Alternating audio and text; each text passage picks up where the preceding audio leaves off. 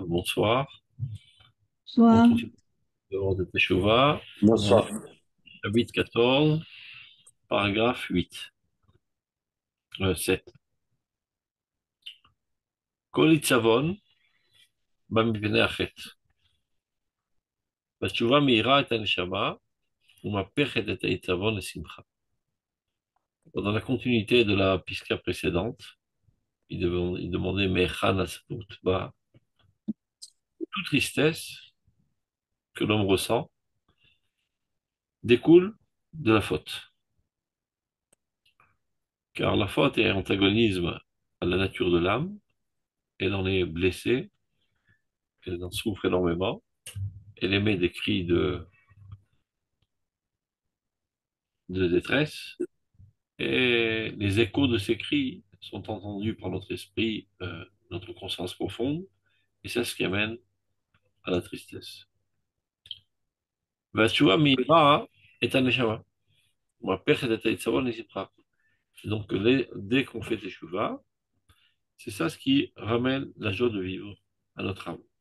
Et c'est comme ça qu'on inverse la tristesse en joie.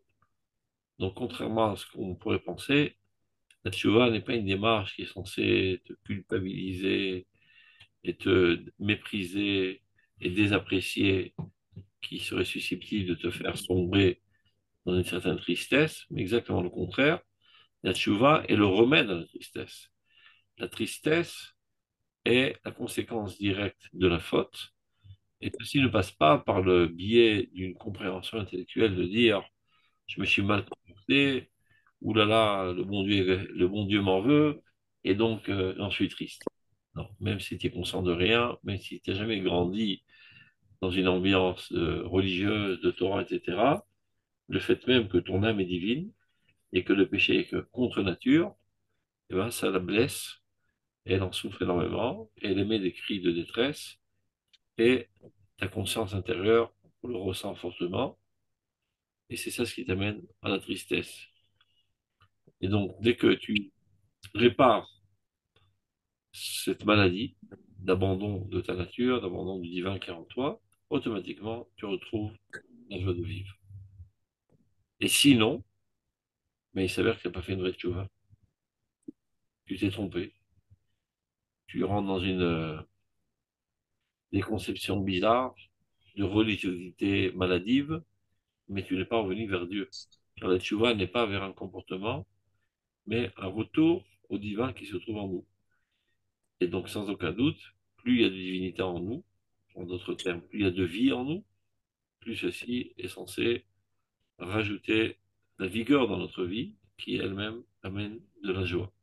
Donc, on peut dire presque un moyen de s'auto-analyser, un baromètre pour savoir si on est en bonne voie, ben, il n'y a qu'à voir si ta teshuva te remplit de joie ou te remplit de tristesse. Si tu es rempli de tristesse, tu t'es trompé d'adresse, tu n'es pas revenu vers Dieu, mais tu es revenu vers une idole conceptuelle que tu t'es fait toi-même. Donc, à Itzavon Aklali, chez Barlam. Alors, qu'est-ce qui fait que, de manière générale, l'atmosphère mondiale baigne dans la tristesse? Il y a un malaise constant, une sensation de vide, de non-sens, qui amène les gens à penser que, en faisant beaucoup de bruit, ceci pourrait écarter ce malaise. C'est une fausse réponse à ce malaise, mais de fait, il y a un malaise constant de vide qui amène une tristesse mondiale et qui amène à toutes sortes d'autres maladies mentales, agressivité, égoïsme, etc. Parce que là, et sans doute, l'instinct de conservation fait que je dois subsister à tout prix, même au prix, malheureusement, d'écraser et de piétiner les autres. Et tout ça découle du fait d'une sensation de manque de vie générale. Donc d'où provient cette atmosphère générale de tristesse qui se trouve aujourd'hui dans la civilisation actuelle? Qu'on rencontre dans le monde, mais Koro Bezoa Matakla. Tout ceci provient de l'impureté suite au comportement négatif, néfaste, qui se trouve dans la collectivité mondiale. Animsa bechalalo shel olam. Mechatat harabim vayichidim, qui vient de la faute du collectif, c'est-à-dire des sociétés, des nations, de l'humanité de manière générale, et des individus. Donc évidemment, il y a beaucoup plus de khatat, de rabbi, machin khatat et yechid. C'est-à-dire, il y a ça et là des individus qui sont propres, nets, moraux, nobles, etc. Mais de manière quasi totale, toutes les entités nationales sont emplies de malfaisance, car elles sont basées même sur un intérêt étroit, égoïste, au détriment de tout le reste de l'humanité. C'est-à-dire la définition même du nationalisme chez les autres peuples, pas chez le peuple d'Israël, qui est une invention de toute pièce, car le nationalisme, dans sa définition propre et première, n'appartient qu'au peuple d'Israël, car il n'y a que le peuple d'Israël qui a été créé en tant que peuple. Amzu, Yetzar, Tili, Tilati, Saperu. Les autres ne sont pas véritablement des peuples, sont des additions d'individus qui ont décidé de s'organiser comme si qu'ils étaient un peuple. En fait, il n'y a pas de nature divine du peuple français ou nature divine du peuple américain ou italien. Une maman française qui met un enfant au monde, elle ne met pas un Français au monde, mais elle met un être qui appartient à la famille de l'humanité. Et du fait qu'il habite en France, il est sous l'influence du prince céleste de ce territoire géographique, il subit la culture française. Donc il y a une deuxième couche superficielle qui vient s'accoler à sa nature première, qui elle est universelle, internationale, cosmopolite. Donc là, le concept même de nationalisme est totalement inadéquat aux autres nations. Il y a dans ce monde un seul peuple. Amzu Yetzarotili. Les autres, on les appelle Goyé Aratzot, les Goïm. Et qu'on veut dire que quelqu'un n'est pas juif, on dit les Goy. Donc le mot Goy vient de la racine Gvia. Gvia, c'est un cadavre. Lorsqu'on observe un cadavre, ben, tous les membres y sont. Il ne manque rien. Mais l'essentiel, il manque, la vie. Donc, chez les autres nations, c'est-à-dire quand tu mets quelqu'un qui dort vivant et un cadavre, il y a une ressemblance extraordinaire. On ne voit pas la différence presque. La seule différence, c'est que là, il y a une âme et là, il n'y a pas d'âme. Il n'y a pas d'âme du collectif français. Il n'y a pas d'âme du collectif italien ou américain. Il y a des vitalités dans chaque individu qui compose cette entité nationale, qui en fait n'est pas une entité nationale, mais une addition d'individus. Et donc, dès qu'ils essayent d'adhérer au concept national qui ne leur est pas naturel, évidemment, ça les amène à toutes sortes de maladies, euh, puisque c'est totalement inadéquat à leur nature. Et donc, chez eux, automatiquement, le nationalisme amène au fascisme. Ça veut dire un intérêt seulement du commun collectif, quitte à piétiner, écraser, assassiner toutes les autres entités nationales. Ce qui n'est pas le cas dans le peuple d'Israël, puisque ce n'est pas une invention humaine, ce n'est pas nous qui avons décidé de nous organiser en tant que nation, c'est Dieu qui nous a créés de cette manière. Il ne nous a pas créés en tant qu'individus, mais il y a une âme qui s'appelle Knesset Israël, qui a été créée avant la nuit des temps, que Dieu, à un moment, a décidé de faire apparaître dans ce monde sous forme de peuple. Amzou Yatzar, ce peuple-là, c'est moi qui me le suis créé. Teilati Saperu, afin qu'il proclame ma louange. Donc c'est une création divine. Et quelle est la vocation de cette création nationale divine?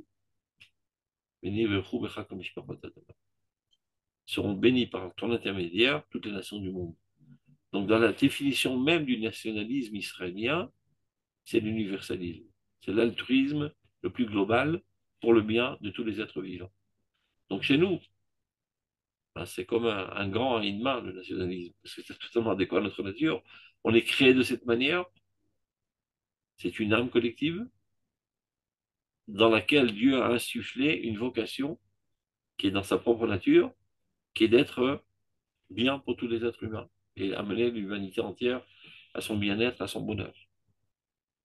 Et chez eux, c'est totalement anti-nature, et donc ça mène à toutes sortes de maladies, et en l'occurrence, un égoïsme à outrance à l'échelle du collectif. C'est-à-dire, si on veut donner une définition du nationalisme des autres goïms, c'est tout simplement de l'égoïsme élargi. C'est-à-dire, il y a un égoïsme très étroit, c'est de dire, c'est moi qui compte et que tous les autres aillent au diable, et je suis prêt même à les tuer pour sauver ma vie. On peut élargir un peu plus, moi et ma femme. Moi, ma femme et mes gosses, c'est-à-dire ma famille. Moi, ma femme et ma tribu. Moi, ma nana et mon peuple. Ce n'est qu'un élargissement de ce concept pourri de l'égoïsme. Telle est la définition de tous les nationalismes, de toutes les nations.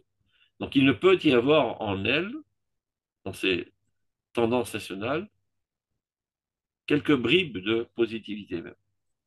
La faute de la collectivité. C'est-à-dire le fait même que le nationalisme existe encore chez les autres nations, c'est ça la mère de tous les maux. Et c'est ça ce qui amène à verser le sang, à des guerres sanglantes et cruelles, etc., etc., etc. Même les peuples qui ont été reconnus comme des peuples très anciens, comme les Chinois et les Hindous, il, il n'y a pas de peuple au départ, Non, pas d'âme. Il y a marqué dans la Torah, Yatsev Gevulot Amim le Mispar Ben Israël. Dieu a tracé les frontières des nations en fonction des enfants d'Israël qui étaient descendus en Égypte. C'est-à-dire qu'il y a 70 aspects différents de l'humanité. Mais des aspects différents, ça ne veut pas dire encore des entités intrinsèques différentes. Ce sont des nuances. Et ce ne sont pas une nature profonde, ce n'est qu'une influence de Saré à Umot. Plus exactement que la Shana Rambam, Saré à Ratzot. Ce sont les représentants de Dieu dans le monde céleste qui sont responsables d'un des territoires du globe terrestre. Chacun son territoire. Et donc les gens qui y habitent sont sous leur influence. Mais un ange n'est pas le créateur. C'est-à-dire que c'est une seconde nature, c'est une couche superficielle de vernis, mais ce n'est pas la nature profonde. Donc on ne peut pas parler d'âme du peuple français ou d'âme du peuple italien ou américain ou quelque autre nation. On peut parler d'un dénominateur commun superficiel du fait même qu'ils habitent dans le même territoire et qu'il y a une influence géographique sur eux, la culture qui a été développée, etc., etc. Mais d'essayer d'imiter Israël et de vouloir eux aussi appartenir au nationalisme, ceci est totalement antagonisme à leur nature, qui elle est individuelle ou universelle, mais sûrement pas en tant qu'entité collective nationale. Et donc ça amène à toutes sortes de déviations horribles. Et c'est pas par hasard que, disons, ces 2 derniers siècles, plus ou moins, l'humanité commence à comprendre que le nationalisme n'est pas quelque chose de très, très profitable. Donc, ils essayent d'arriver à une globalisation. Ça a commencé d'abord par les USA, après plus tard l'URSS, plus tard la CEE, qui essayent plus ou moins de réaliser une globalisation avec la même monnaie, les mêmes intérêts et une responsabilité collective, parce qu'ils se rendent compte que la tendance nationale ne leur a pas été tellement profitable, mais au contraire, on n'a fait que semer le désastre dans ce monde. Donc, il y a des fois des retours vers la pensée nationale, mais on peut dire que, de manière générale, il y a de plus en plus une pensée collective universelle. Mais dis-moi, on a appris que la tradition nous apprend que donc chaque peuple a un sar Ça, c'est pas Dieu. qui le représente, et Israël, non, lui, il n'a pas de sar, c'est Non, Dieu. non. Donc, un sar, c'est pas le divin, c'est qu'un envoyé du divin. Donc, ce n'est pas une créature divine. Dieu a créé l'enfant français comme enfant de l'humanité, et après, quand il est sous l'influence de ce sar, il passe une couche de vernis qui le rend français. Et Le rage, il y a qu'à voir si ce petit enfant français, qui a grandi en France, il déménage, il va habiter en Angleterre. Donc au début, il va parler l'anglais avec l'accent français. Son fils sera anglais avec des souvenirs de la France. Son petit-fils sera totalement anglais. Et que si une guerre éclate entre la France et l'Angleterre, sans aucun doute, il sera du côté de l'Angleterre et il combattra contre la France. ce qui provient que ce n'est pas sa nature, ce n'est pas son identité. Ce qui n'est pas le cas du peuple juif. Même après 2000 ans d'exil, il est profondément ancré dans son appartenance nationale juive. Ça les a pas empêchés de se battre les uns contre les autres, hein, les Juifs, pendant la Première Guerre mondiale, par exemple. Tu as raison, c'est le bilboul, et c'est ça le chilul Hashem. Mais en fin de compte, on retourne à notre véritable identité. Donc, c'est-à-dire que lorsqu'une maman met un enfant au monde, dans le peuple juif, il est juif. Ça, c'est une nature. Ce n'est pas adhérer à une idéologie ou adhérer à une idéologie nationale ou peu importe quelle qu'elle soit. C'est une nature. De la même manière qu'un chat, une chatte qui met un enfant au monde, qui met un bébé au monde, eh ben, ça donne un chat et ça donne pas un chien. Et même si le chat il n'est pas d'accord, il décide d'aboyer, il sera quand même chat. Donc il y a des chats qui ont des problèmes psychiatriques qui se prennent pour des chiens.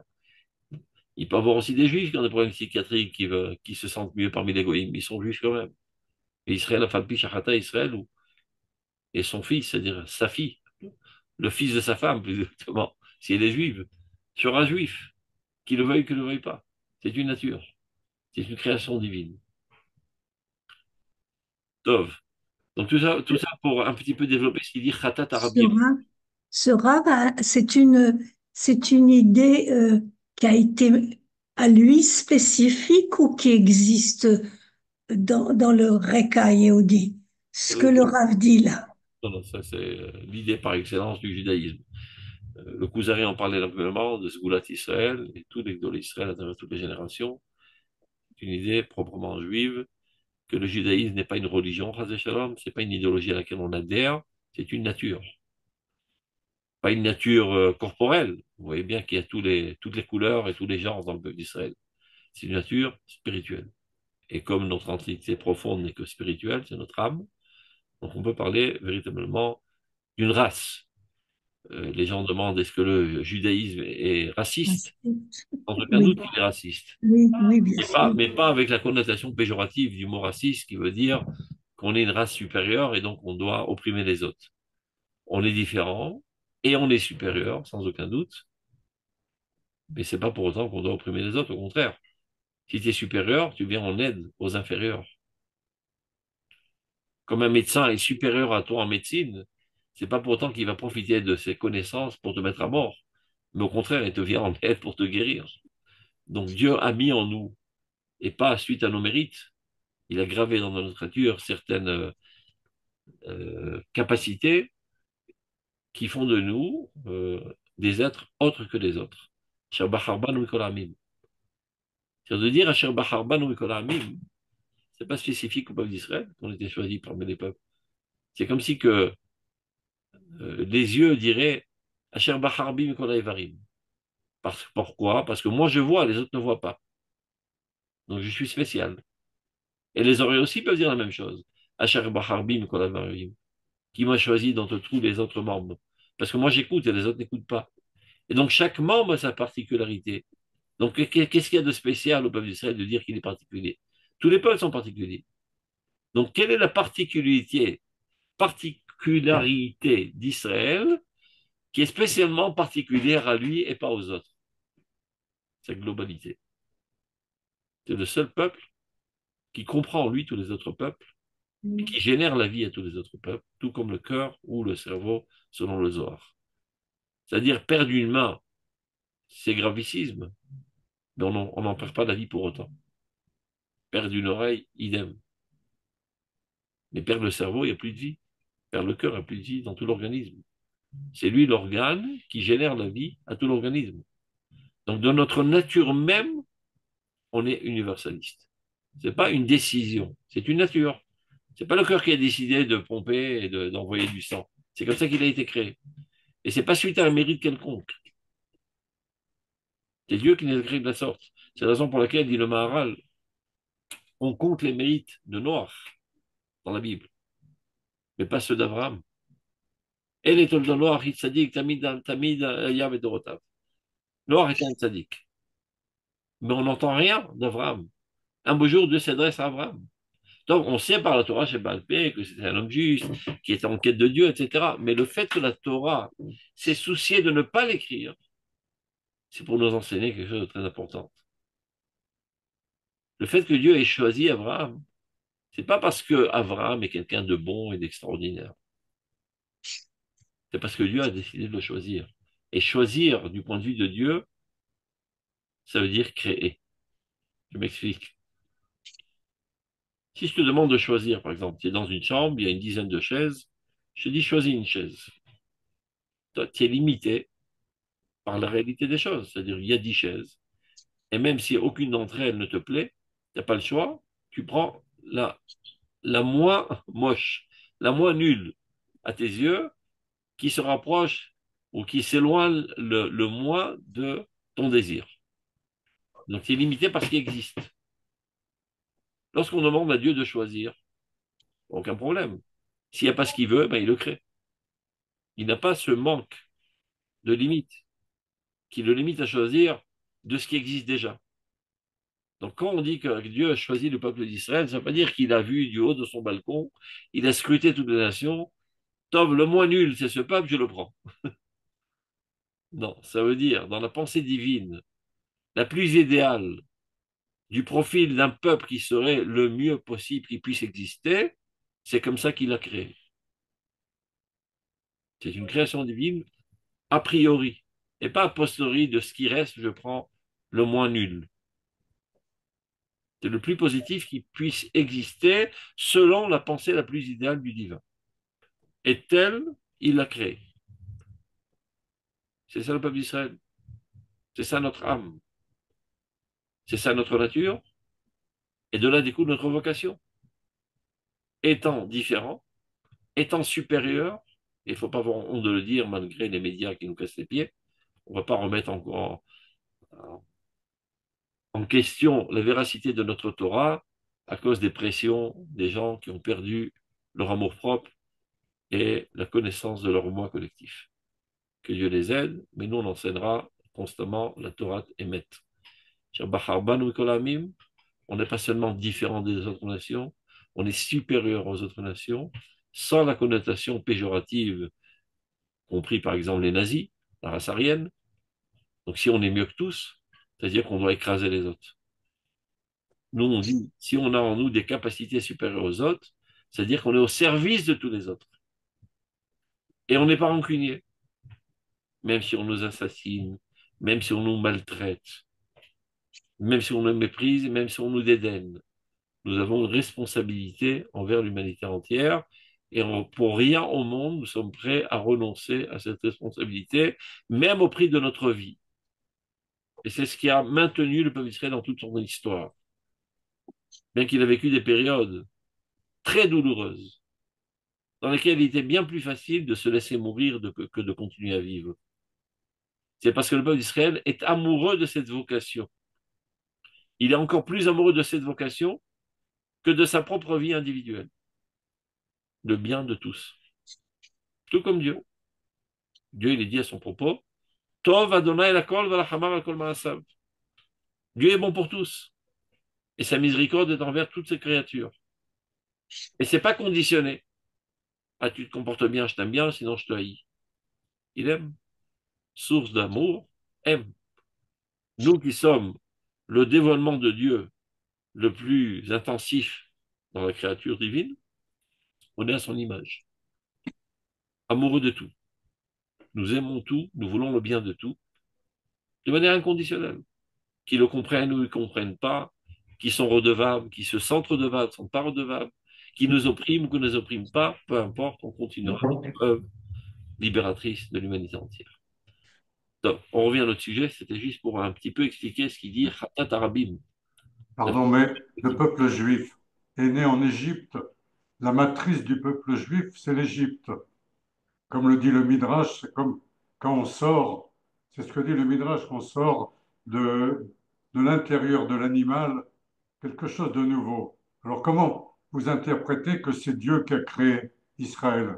J'allais dire, quand je parle du peuple d'Israël, je ne parle pas de l'addition des individus qui ont existé à travers l'histoire.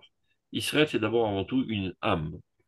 Il est dit dans D'accord. le Midrash, Chaya achat, omedet be'emsa rakia, v'chakuk al mitzra Israël. Umachrezet omeret baruch hu et Hashem emevorach. Il y a un animal qui se tient dans les cieux, sur le front de qui il est gravé Israël, et qui proclame constamment Baruch hu et Hashem emevorach, bénissez le Dieu béni. Cette créature, cet animal, c'est-à-dire en hébreu, en français je traduis animal, mais en fait la nation de Chaim, cette vitalité qui a été créée avant toute autre création, qui s'appelle Knesset Israël, c'est ça le peuple d'Israël, qui existait bien avant qu'il y ait un seul juif dans ce monde, et un seul être dans ce monde, et une seule créature dans ce monde. C'est la première créature que Dieu a créée. Une créature, une entité de vie qui se tenait dans les cieux et qui petit à petit atterrit dans ce monde. Donc, elle commence à apparaître de manière partielle dans Adam Rishon, et après il y a une sélection qui se fait, qui va continuer cette âme, pas Caïn, mais Hevel se fait assassiner, après Echet, et ça arrive, je me suis vite, hein. Après ça sort jusqu'à Abraham, bien que c'est passé par l'intermédiaire de son père, qui était, j'ai oublié son nom, et qui n'était pas un grand sadique d'ailleurs, Terra. Terah. Terra. En français, ça fait pas mal de taré. Et, et après, ça passe par Yitzhak et non pas par Ishmaël. Et après, ça passe par Yaakov et non pas par, Yaakov, par Esav. Le Kuzari dit prive et clipa, le fruit et l'écorce. On parle d'écorce, ça n'a pas d'Afka une connotation péjorative. Parce que si tu prends une orange et que tu l'épluches, après quelques heures, elle est mangeable. Donc elle conserve le prix. Elle est nécessaire au prix. Mais il y a quand même une différence, primaire et secondaire. Donc ils ont une importance dans leur époque, mais ils n'ont pas une importance éternelle. Ils ne continuent pas cette Knesset d'Israël. Eh bien nous portons en nous Knesset d'Israël, et c'est ça ce qui fait de nous des Juifs. Ce n'est pas une volonté, ce n'est pas une adhésion, ce n'est pas un choix. C'est le fait même que cette âme nous incarne.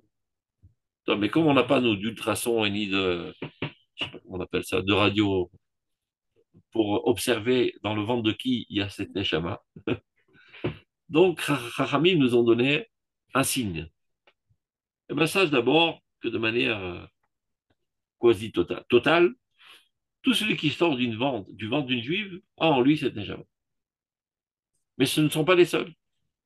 Il s'avère qu'il y en a d'autres, les guérim. Sinon, on ne peut pas comprendre. Parce qu'en fait, ça n'existe pas, la conversion. C'est impossible. On ne peut pas changer de nature. Tu ne peux pas transformer un chat en chien. Tu peux le déguiser en chien. Tu peux l'apprendre à aboyer, mais il sera chat. Et il n'y a qu'à voir quand il mettra un bébé au monde, il ne fera pas wab, mais il fera miaou. Donc, ce n'est que de la cosmétique extérieure. Donc, c'est inchangeable, la nature. Et dit la Gemara Bemet. Israël Samdou Sinai, Pascal Matan, Lachem Ruim Kebel Torah.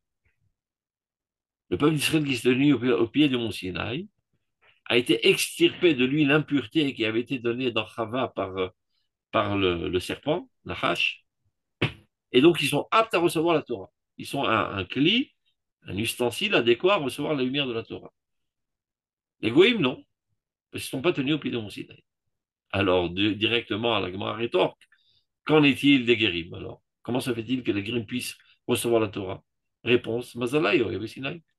Leur âme était au Sinaï. Donc ça veut dire que les guérim sont des juifs. Ce sont des âmes juives qui, selon les secrets de la divinité, ces âmes volées dans la stratosphère, un beau jour, elles atterrissent dans l'utérus d'une femme goy, dans cet ovule qui a été fécondé, plaque, elle rentre dans cet ovule et donne naissance à ce bébé, qui est né dans une famille goy, qui a une peau de goy, une chair de goy, mais une âme juive. Et c'est le cas de le dire, il se sent mal dans sa peau. Et petit à petit, il va à la quête de sa nature. Donc il ne sait pas comment exactement, mais il ressent une attirance vers le peuple juif, vers Eretz Israël, vers une juive. Il tombe amoureux d'une juive. On dit, ah, c'est pas sincère s'il tombe amoureux d'une juive. C'est pas évident. En fait, ce qu'il cherche en elle, c'est pas la beauté de ses yeux, c'est son âme. On peut, il y a deux sortes de guérilles. On peut rentrer par le portail central ou par un petit portail de derrière. Par exemple, quelqu'un qui viendra en Eretz Israël en tant que volontaire dans un kibbutz et qui travaille avec les Juifs, il tombe amoureux du peuple d'Israël, de l'État d'Israël, de la nation d'Israël, etc. Je vais me convertir. Ça, c'est le portail central. Mais il peut avoir une autre situation. Il tombe amoureux d'une cellule du peuple d'Israël, une juive. Mais en fait, ce qu'il cherche en elle, c'est que son âme se sent attirée d'une attraction magnétique vers cette âme qui lui est bien plus adéquate que toutes les autres filles du monde qui ne sont pas juives. Et c'est ça ce qui l'amène à retourner. Et d'ailleurs, quand vous interrogez un Ger Tzedek, il dira toujours la même chose. Je ne me sentais pas bien dans ma peau. Je me sentais mal, un mal-être, jusqu'au jour où j'ai retrouvé mon essence dans le peuple d'Israël. Donc c'est une nature. Quand je parle de Am Israël Chai, je ne parle pas de l'addition des individus qui ont vécu. Je parle de cette ligne verticale qui traverse toutes les générations, depuis l'origine des temps jusqu'à l'infini mamash. De la même manière que Dieu est infini, le peuple d'Israël est infini. La seule différence, c'est que Dieu est de moins l'infini jusqu'à plus l'infini, alors que chez nous, il y a un point d'origine. À un certain moment, Dieu a créé cet âme, cet Israël, et qui petit à petit a atterri jusqu'à qu'on est rentré en Eretz Israël et on a construit le Beth Amikdash. Grâce au Mikdash, Vesharanti Betocham, Betocham Neymar Velo Betocho, elle a incarné le peuple et non pas les pierres du Beth Amikdash, évidemment. Donc dès lors, le peuple d'Israël, c'est cette âme qui atterrit dans ce monde. Donc, on reprend notre histoire parce que ce n'est pas notre sujet. C'est très amusant et très important, mais ce n'est pas notre sujet. Donc, Khatat Arabim, c'est ça ce qu'il veut dire. La faute des collectifs. Et il y en a pas mal. Toutes les entités nationales sont emplies de crapulerie, de cruauté, d'égoïsme pur. Et bien tout ça, ça se propage dans l'atmosphère. Et ça crée un malaise de tristesse constant. Et des écridimes aussi, ça n'en manque pas. Des salauds, des crapules, des gens cruels dans ce monde, leur saleté se propage. Et si on va chercher encore plus loin la source de ce malaise, Hatata Haaretz, Akmoussa, la faute de la terre elle-même, qui est cachée, qui est enfouie. De quoi s'agit-il? Je continue d'abord la phrase. Hatata Haaretz Akmoussa, Shiyatza la poil Hatata Adam. C'était une faute en potentialité dans la terre, mais qui a été mise à l'œuvre par la faute de l'homme. Si c'était que existait cette potentialité de faute dans la terre, l'homme n'aurait pas pu fauter. Tu peux montrer ce que tu lis là, s'il te plaît? Il est suite, voilà. Hatat Haaretz. Tu vois? C'est bon? Bechatat Haaretz et Moussa, Shiatza la poil, Bechatat Adam. C'est quoi? À quoi il fait allusion quand il parle de Hatat Haaretz, la faute de la terre? C'est que Dieu a demandé à la terre de faire pousser des arbres fruits qui donnent des fruits. Etz peri, ose peri. Un arbre fruit qui donne des fruits. Le passage suivant dit, Vatotsearetz etz ose peri. La terre a fait sortir d'elle un arbre qui donne des fruits, mais qui lui-même n'est pas fruit. C'est-à-dire, dans la métaphore, normalement, le tronc lui-même aurait dû être mangeable et doux comme une pomme, et non pas seulement la pomme. Le tronc, les branches, les brindilles, tout aurait dû être sucré et doux comme la pomme. Et finalement, la terre n'a pas obéi aux ordres, elle a donné un tronc immangeable, amer, et des branches amères, et des brindilles amères, et des feuilles amères, et qui finalement donne naissance à un fruit doux. C'est ce qui est marqué dans le Midrash. Maintenant, qu'est-ce que ça veut dire tout cela? Il explique dans une autre piscale arabe de Rotat Teshuva. Ça fait allusion aux moyens, aux objectifs. Très souvent, on peut être enthousiasmé de l'objectif, de la finalité, et ça nous procure un moment de douceur dans la vie. Mais le moyen d'y accéder, il est compliqué, difficile et amer. Il est perçu que, pour nous comme amertume. Comme par exemple, supposons que quelqu'un, avec un élan d'idéalisme, qui veut procurer du bien aux autres et leur épargner toute souffrance, Il veut être médecin pour que les êtres ne souffrent pas et qu'il leur vienne en aide. Donc évidemment, le jour où il ouvrira sa clinique, et il recevra ses patients, et il les guérira, il aura une satisfaction intense. Mais pour arriver à cela, il a dû galérer pendant 10 ans d'études de médecine. Et là, c'était pas drôle. Il a bavé. Tous ses copains s'amusaient, lui était fourré dans ses livres. Il a arrêté la première année, il a recommencé la deuxième année, il a recommencé 3 fois la première année parce qu'il y a un barrage, et il persévère. Mais on ne peut pas dire qu'il jouit d'une satisfaction intense pendant cette époque. Il souffre une certaine galère. Donc, il ne voit pas dans les moyens, il ne ressent pas dans les moyens la même douceur qu'il y a dans la finalité. Mais ça ne devrait pas être comme ça. Normalement, chaque micron de moyens qui amène sans aucun doute à cette finalité devrait être perçu par nous à la même hauteur de douceur que la finalité. Bon, on n'en est pas encore là. Ça, c'est la faute de la Terre, c'est la faute existentielle, c'est la faute qui existe dans tout, et c'est ça ce qui amène à fauter, parce que les gens ne comprennent pas que ça nécessite des efforts pour être quelqu'un de grand, donc ils se laissent aller à la bassesse, à la facilité, et c'est ça ce qui amène à toute faute.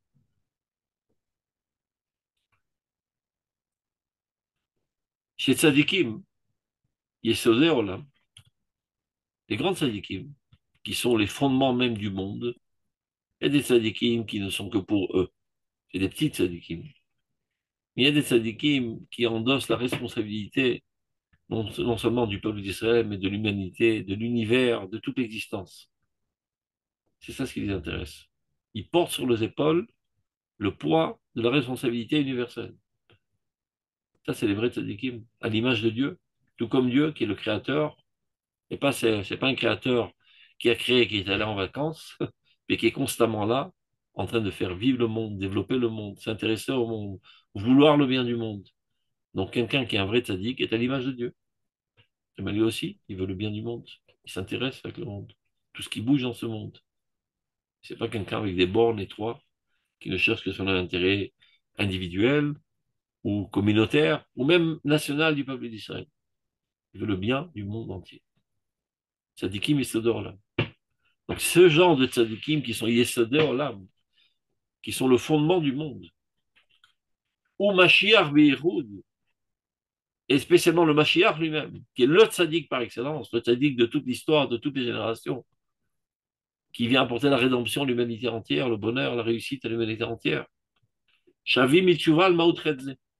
Eux font Tshuva à l'essence de cette faute même. Ils vont pas seulement réparer leurs petits bobos personnels. Ça y est bien longtemps qu'ils l'ont fait quand ils étaient petits. Dans leur cavanote, dans leur aspiration profonde, c'est ça ce qu'ils recherchent.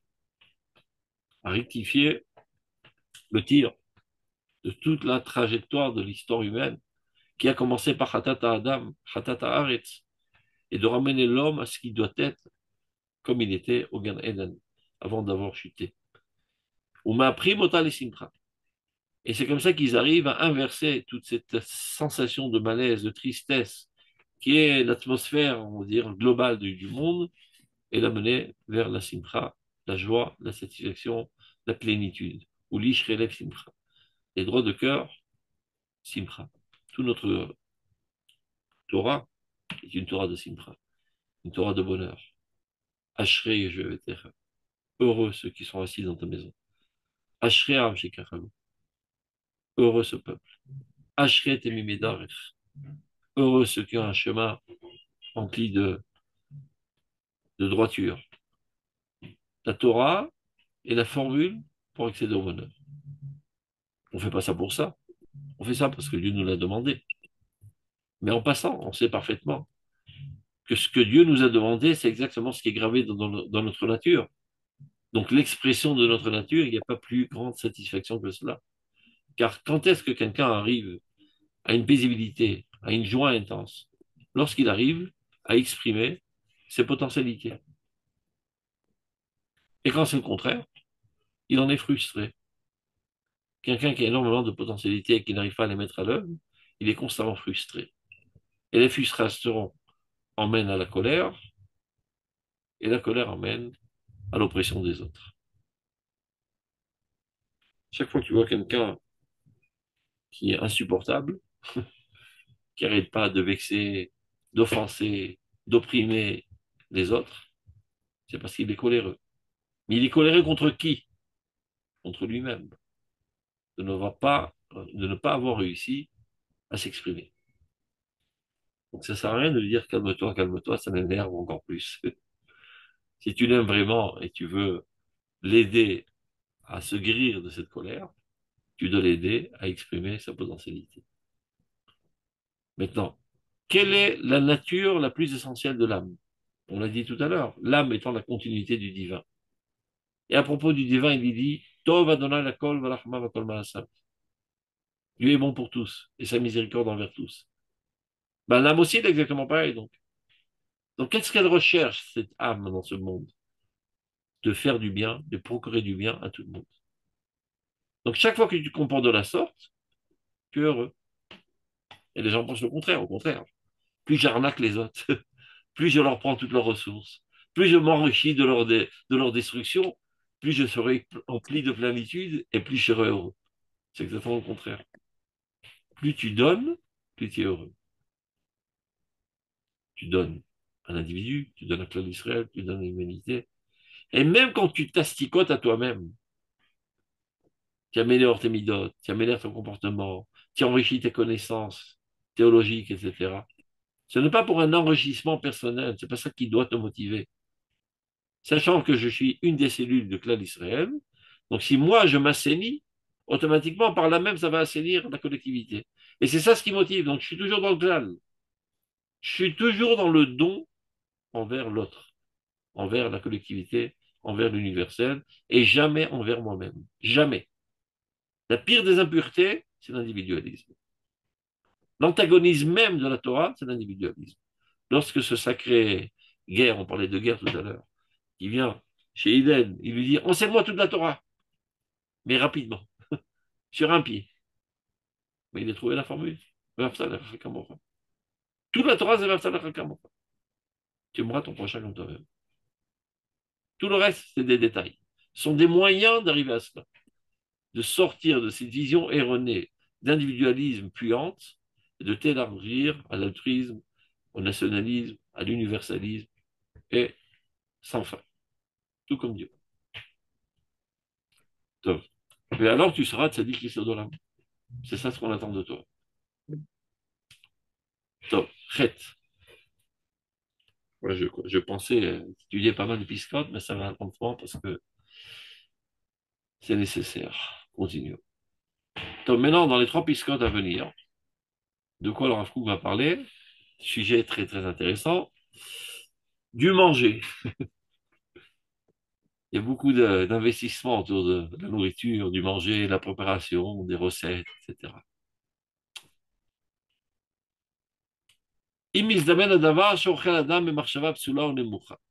S'il arrive par mégarde que quelqu'un mange avec une pensée négative ou bien basse,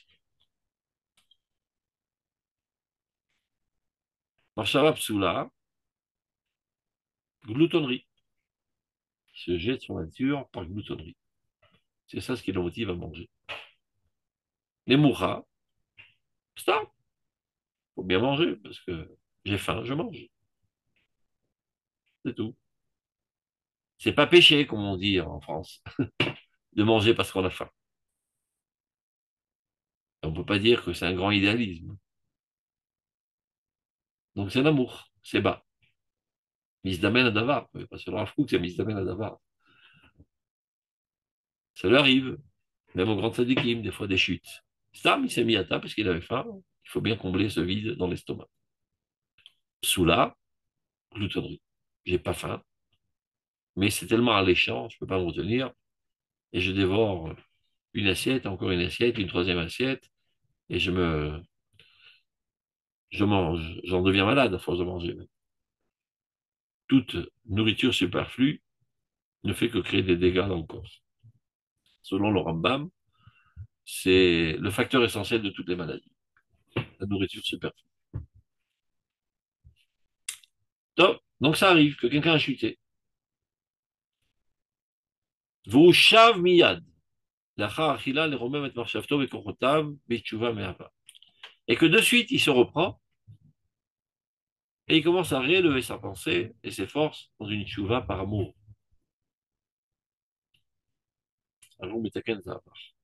Il peut rétroactivement réparer le passé.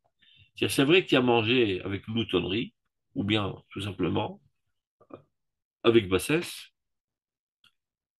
Tu peux rétroactivement réparer la situation.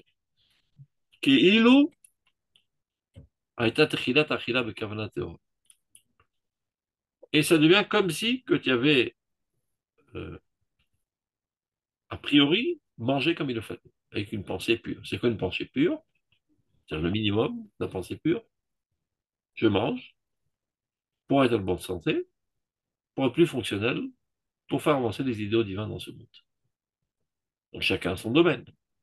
Si tu es un Tamid Raham, c'est pour mieux étudier la Torah, mieux enseigner la Torah. Si tu es un soldat, c'est pour être un vaillant soldat et écrabouiller les ennemis de la meilleure manière possible. Si tu es un homme d'affaires honnête, évidemment, ben c'est pour enrichir l'économie israélienne, etc. Ça, c'est le minimum qu'on doit penser avant de manger pour être quelqu'un qui appartient à la noblesse et non pas à un niveau animal ou bestial. C'est Théora, Kaona Théora. Donc, Kaona Kdosha Eliona, Théora. Maintenant, combien de temps après on a encore une possibilité de réparer rétroactivement? Zman Haïkoul, le temps de la digestion. C'est-à-dire, tant que tu n'as pas digéré les aliments, c'est comme si tu es encore en train de manger. Ils sont encore là. Ils ne sont pas encore transformés en sang. Donc, ils ne seront pas partie intégrale encore de ta chair. Ils sont encore là emmagasinés dans l'estomac en train de travailler, de les écraser, en résulter des acides, etc., et épurer le bien du mal. Donc, c'est encore la prolongation de l'acte de manger. Donc, Zman Haïkoul, et qui, comme par hasard, c'est le même, Araou, il est Berchet Amazon, qui est apte pour encore faire Berchet Amazon. Donc, selon les poskim, c'est 72 minutes après avoir terminé de manger du pain, tu peux encore faire Berchet Amazon parce que c'est comme si tu es encore en train de manger. Loïtakel Amazon chez Bemerav, la nourriture qui est dans les membres intérieurs n'a pas été encore digérée. Tu peux encore faire Berchet Amazon. Et bien, ce temps-là, Mesugal Yoter la Ramaïden est encore plus apte à cette élévation de pensée rétroactive. Arouya, elle connaît Hachem. Et alors, la nourriture elle-même peut devenir un service divin. Et comment c'est-il possible qu'en mangeant un steak, je sers Dieu? Et bien, tout comme les Kohanim. Vient un juif qui a péché, amène un sacrifice au Beth Amikdash. Donc une partie, ça dépend des fautes, est totalement brûlée, mais la plupart, c'est pas totalement brûlé. Une partie est donnée au Kohen. Mais comment ça alors? Lui, il mange et moi, je suis pardonné? Eh bien oui, parce que lui, il ne mange pas exactement comme toi. Il mange dans un autre niveau. Lorsqu'il mange, il a d'autres pensées que les tiennes. Il appartient à Yoru Mishpatech Yaakov, à une tribu sélectée, on va dire, et qui a un rôle d'élévation spirituelle de la nation. Donc d'abord, avant tout, eux-mêmes doivent être très élevés du point de vue spirituel. Donc lorsqu'ils mangent, leur manger lui-même est un service de Dieu, et toi, tu es avec lui dans cette action. Tu contribues à cette action. À tel point qu'il y a marqué dans la Gemara, quand la chauffeur yain begronam shel talmidei chachamim kilu menasech al penei hamizbeach. Celui qui déverse du vin dans la gorge des talmidei chachamim, c'est comme si qui déversait du vin sur l'autel au Beth Amikdash. C'est une action de service divin. Parce que cette énergie que tu rajoutes dans cet être noble, elle va sans aucun doute contribuer à l'avancement du bien dans le monde, puisqu'on a affaire à quelqu'un de totalement idéaliste. Donc toutes ces forces sont investies vers le bien. Et toi, tu contribues par le fait que tu l'apportes à manger, et que ce manger est avalé par quelqu'un de saint, quelqu'un de noble, quelqu'un d'idéaliste, Donc toute cette énergie qui a été intégrée dans son corps servira à l'avancement du bien. Donc c'est Mechaper. C'est ça ce qui efface tes péchés. Donc là, le Kohen, c'est toi-même. C'est-à-dire maintenant, j'ai mangé de manière basse. Donc cette nourriture, elle va à des fins bas, puisque je suis quelqu'un de bas. Et d'ailleurs, je suis un glouton, et c'est tout ce qui m'intéresse dans la vie. Mais si maintenant, rétroactivement, je repense à ma nourriture, donc je me réélève, ben, il s'avère que cette nourriture maintenant contribue à quelque chose de positif, à un élan d'idéalisme. Donc elle-même s'élève. Asher et lechem Hashem ochlim, à leur propos, il est dit, les Kohanim, ils mangent le pain de Dieu. C'est-à-dire le pain que les Juifs amènent à Dieu et qui finalement sont mangés par des Kohanim. Kohanim ochlim ou Baalim mitkaprim. Et c'est ainsi que les Kohanim mangent et les propriétaires de ces corbanotes se sont pardonnés de leurs fautes. En parlant de ces Kohanim, là, ça m'a sauté à la tête une histoire assez tragique, mais dans laquelle il y a beaucoup de limoud. C'est à l'époque de, un petit peu après l'Inquisition, les Juifs étaient exportés dans toutes sortes de pays. Donc il y avait un Juif espagnol qui a débarqué dans une communauté, et le rabbin, le Shabbat, il a fait son Dvar Torah, et c'était la paracha dans laquelle on parlait des corbanotes, etc., et de l'Echem Apanim. Donc il dit aux Juifs qui étaient à la synagogue, sachez que depuis que le Beth Amikdash a été détruit, et qu'il n'y a plus de Lechem Apanim, c'était les 12 pains qu'on apportait au Beth Amikdash, Dieu est énormément attristé. Il n'a plus de satisfaction dans ce monde. Il y avait un juif là-bas, un simple juif, bon cœur, mais ni érudit en Torah, ni pro, disons, et méticuleux dans l'application des mitzvot. Un juif, bon cœur. Mais c'est quoi ce scandale? Personne n'est fichu de lui apporter du pain, ce bon Dieu, là. Il va chez sa femme, rempli d'allégresse. Chère Valentina, le rabbin, il a dit, lui, il s'appelait Pedro. Le rabbin, c'est une histoire vraie, hein. Il dit, Valentina, le rabbin, il dit que depuis que le Mikdash a été détruit, Dieu est attristé. Et personne n'est fichu d'apporter du pain depuis. Eh bien, nous, on va le faire. Alors, vas-y, va acheter la farine, on va faire du pain. Sauf sa femme, qui est au même niveau que lui, très gentille, très bon cœur, mais pas avec beaucoup de cervelle, comme on dit. Elle va à l'épicerie, elle achète de la farine, elle commence à paître le pain, etc. Et elle fait 12 pains avec une odeur extraordinaire, alléchante. Elle apporte à son mari, voilà. Elle va apporter ça au bon Dieu. Donc, le matin, après la prière, quand tous ont quitté la synagogue, en silence, il ouvre la Rona Kodesh, il met les 12 pains dans la Rona Kodesh. Il dit, oh mon Dieu, voilà, notre rabbin a dit que tu étais énormément attristé du fait que tu n'as pas eu tes pains. Et ben voilà, on t'a préparé tes 12 pains, bon appétit. Et il ferme la Rona Kodesh. Et il s'embrasse sa femme, rempli de curiosité de savoir ce qui va se passer. Il vient à Mincha, un petit peu avant tous, il ouvre la Rona Kodesh, et les pains ont disparu. Waouh!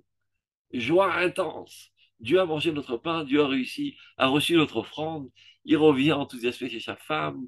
Oh Valentina, tu es une grande syndicat. Grâce à toi, Dieu maintenant va écarter sa tristesse, va être empli de bonheur. Alors, récidivons. Alors, demain, il fait encore du pain encore plus bon. Et à nouveau, il rapporte son pain. Et à nouveau, il vient à Mincha, et le pain a disparu. Et donc, ça le motive davantage. Et cette rengaine continue pendant un mois ou 2 mois, et tous les jours, il rapporte du pain, il est très content, et les deux sont aux anges de satisfaire le bon Dieu. Un beau jour, quelqu'un dans la Kehila pose une question assez pointue au Rav, en halakha. Et le Rav ne connaissait pas la réponse. Donc il a dit, reviens plus tard, je vais m'attarder, je vais m'approfondir dans les textes pour te donner une réponse. Donc il s'est mis dans un coin de la synagogue, là-bas au fond, caché derrière un vylone, un rideau, et il s'approfondit dans l'étude de la Gemara, de Shulchan Arour, des Poskim, etc., pour trouver la réponse à ce juif.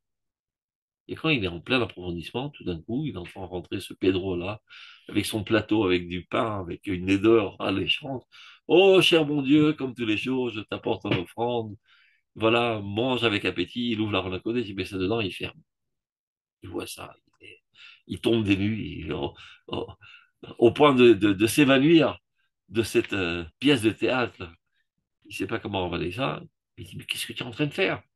Il dit, comment ça, ce que je suis en train de faire? Je suis en train de faire exactement ce que tu m'as demandé. Parce que personne n'est responsable, alors j'ai pris, moi et ma femme, on a pris une responsabilité. Et voilà, Dieu, il est bien content, et voilà, il n'y a qu'à voir, tous les jours, il mange notre pain. Mais qu'est-ce que c'est que cette histoire? Donc, il fait une petite enquête. Puis il dit, mais espèce d'idiot, c'est n'importe quoi. C'est celui qui lave le parterre, là, le chamash, là, qui s'appelle, je ne sais pas comment il s'appelle, Ephraim.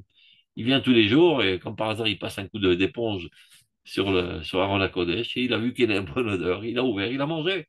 Il a porté ça à ses gosses. Ah bon? Donc il est totalement déçu, attristé, il revient à sa femme, on a fait n'importe quoi, etc. Très, très, très attristé. Cette même nuit, vient un ange dans le rêve du Rav. Il lui dit, réunis ta famille, prépare ton testament, dans 3 jours tu meurs. Car sache que depuis que le Beth Amikdash a été détruit, jamais Dieu n'a eu autant de satisfaction que ce qu'a fait ce petit Pedro là pendant 2 mois. Et maintenant, tu l'as enlevé cette satisfaction à ta chayav mita.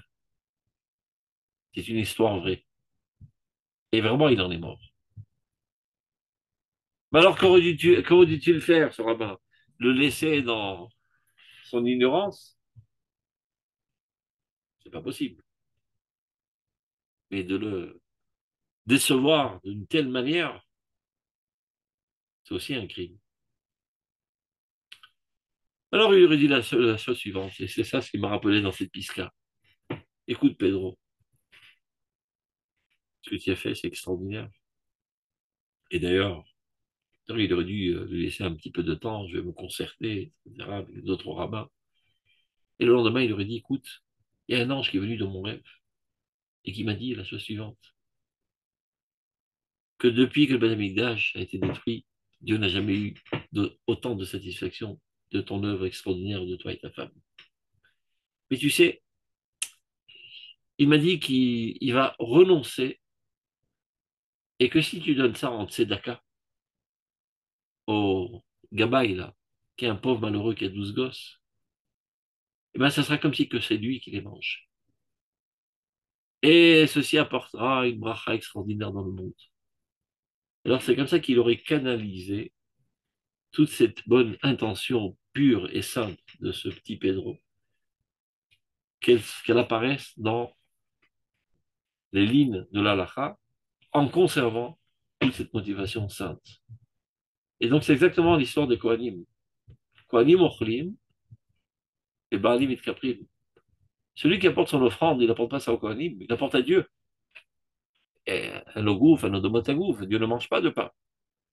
Alors donne aux Kohanim, qui sont eux les soldats de la réalisation de l'idéal divin dans ce monde de la manière la plus intense, et c'est comme si que moi-même je l'ai mangé. Al-Zenema, et lechem Hashem emochlim. Les Kohanim, ils mangent le pain de Dieu.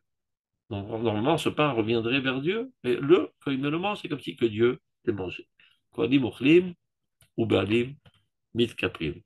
Donc, sur cette anecdote extraordinaire, on arrête aujourd'hui. Shabbat shalom, ou mevorach. Kol tov. Shalom shalom. Voilà. Beaucoup. Shabbat shalom. Merci beaucoup. Shabbat shalom. Merci d'avoir visionné cette vidéo. Je vous invite à vous abonner à notre chaîne InMode pour plus de replays, de conférences, de cours, d'interviews. Cliquez sur le bouton juste ici et vous êtes abonné à l'InMode. À très bientôt.